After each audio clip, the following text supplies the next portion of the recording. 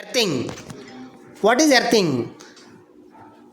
The function of earthing: to maintain constant voltage in power system, to protect the power system network, to save the cost of transmission lines, protect against the leakage current or shocks, protect the towers and big structure against the lightning surges. అంటే earthing use చేయడం వల్ల మనకి advantage ఏంటి అంటే leakage current ground చేస్తుంటుంది, అదే సర్క్యూట్ని సేఫ్గా ఉంటుంది, మనం సేఫ్గా ఉంటాము.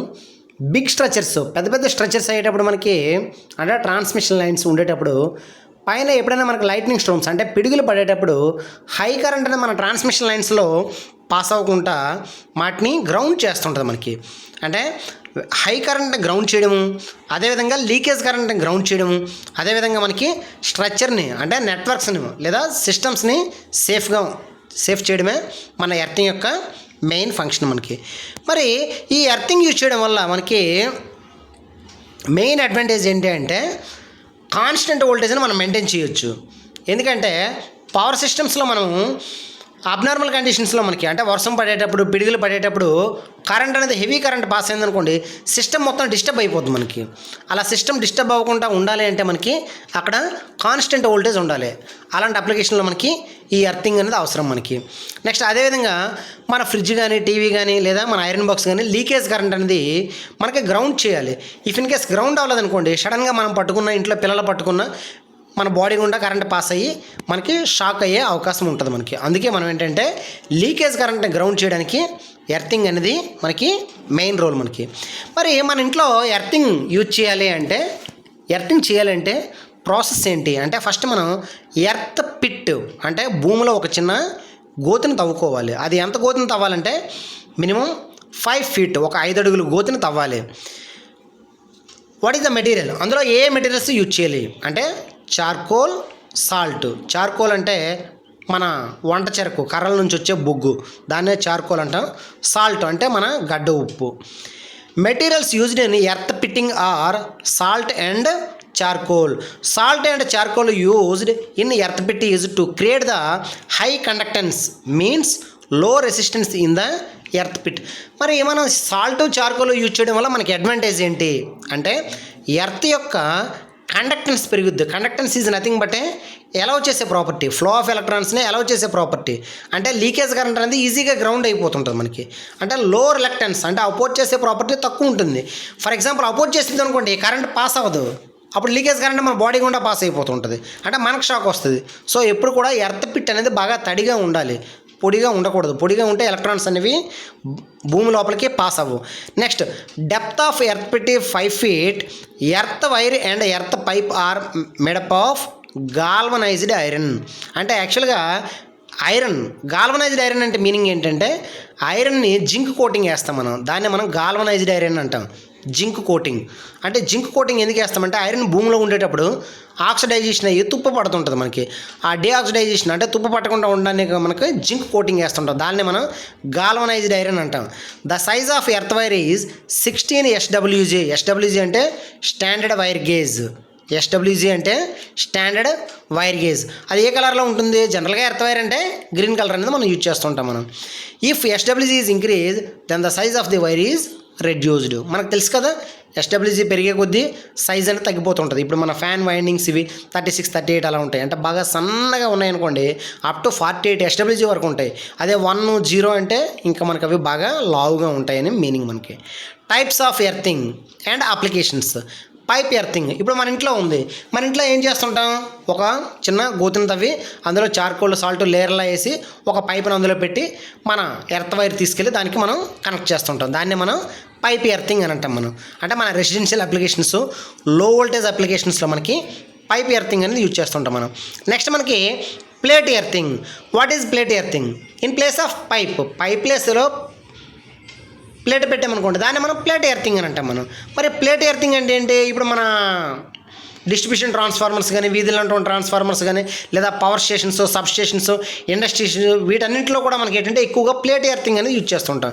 అంటే పైప్కి బదులుగా ప్లేట్ యూజ్ చేస్తాం. ప్లేట్ యూజ్ చేయడం వల్ల అడ్వాంటేజ్ హై కండక్టెన్స్, అంటే మనకి కరెంట్ అనేది బాగా ఫాస్ట్గా, అంటే లీకేజ్ కరెంట్ అక్కడ ఎక్కువ ఉంటుంది కనుక దాన్ని ఫాస్ట్గా మనం భూమిలోకి పంపించడానికి. పాస్ చేయడానికి ఈ ప్లేట్ ఎర్తింగ్ అనేది యూజ్ చేస్తుంటాం. నెక్స్ట్ మనకి grid earthing. What is grid earthing? Grid earthing is nothing but ఒక ప్లేట్ని మనం, ప్లేట్ అంటే మీనింగ్ ఏంటి, బాగా పల్చగా పొడవుగా ఉంటుంది. అలా కాకుండా ప్లేట్ని దగ్గరగా, ఇప్పుడు చూడండి మన పొట్టలో పేగులు ఎలా అయితే ఉంటాయో అలాగే బాగా మడత పెట్టి దగ్గరగా మడత పెట్టామనుకోండి, తక్కువ స్పేస్లో ఎక్కువ ప్లేట్ అనేది మనం అక్కడ భూమిలో పాతి పెట్టచ్చు.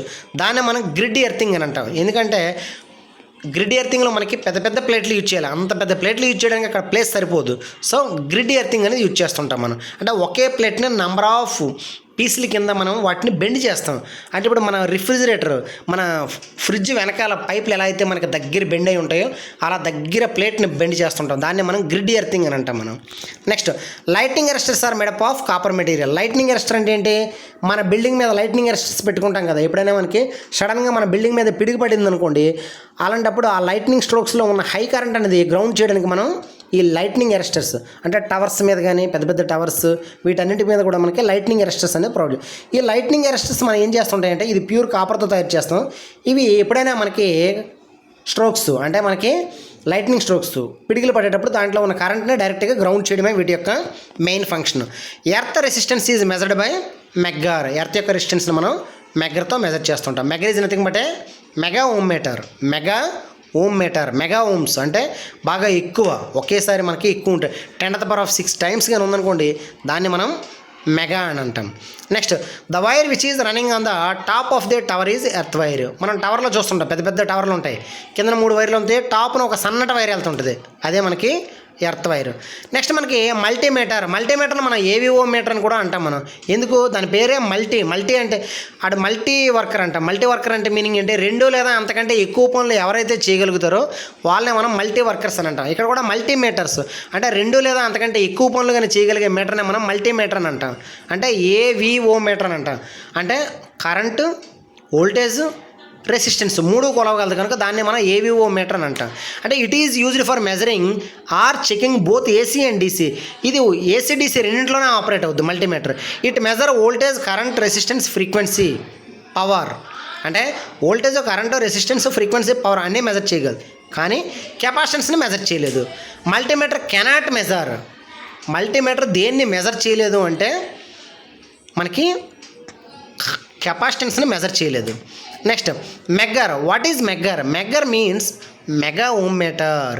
It is used to measure the resistance of earth, insulators, cables, high resistance materials. అంటే హై రెసిస్టెన్స్ మెటీరియల్స్ ఏదైతే ఉంటాయో వాటి యొక్క రెసిస్టెన్స్ని మెజర్ చేయడానికి మనకి ఈ మెగ్గర్ అనేది యూజ్ చేస్తుంటాం మనం. మెగ్గర్ is the combination of DC generator and actually ohm meter అని మనం ఇక్కడ రాసాము, బట్ ఓమ్ మీటర్ కాదు, volt meter. DC generator and volt meter. మెగ్గర్ is the combination of DC generator and, అంటే యాక్చువల్గా మెగ్గర్ అంటే మెగా ఓమ్ మీటరే, కానీ ఇన్ టర్మ్స్ ఆఫ్ రెసిస్టెన్స్ అంటే రెసిస్టెన్స్గా మనం తీసుకుంటున్నాం, but it is not a resistance.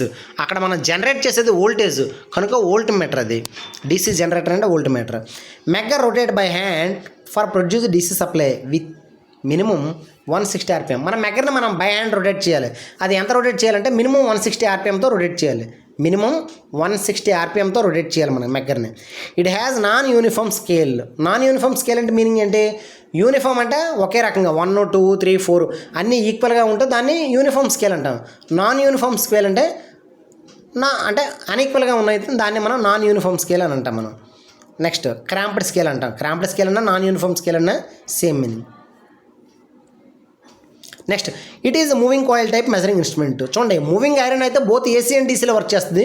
Moving coil అనేది only డీసీలో work చేస్తుంటుంది మనకి. మూవింగ్ కాయిల్ అందులో మళ్ళీ specially permanent magnetic moving coil, అది బాగా యాక్యురసీ మనకి, అది కాస్ట్లీ కూడా మనకి.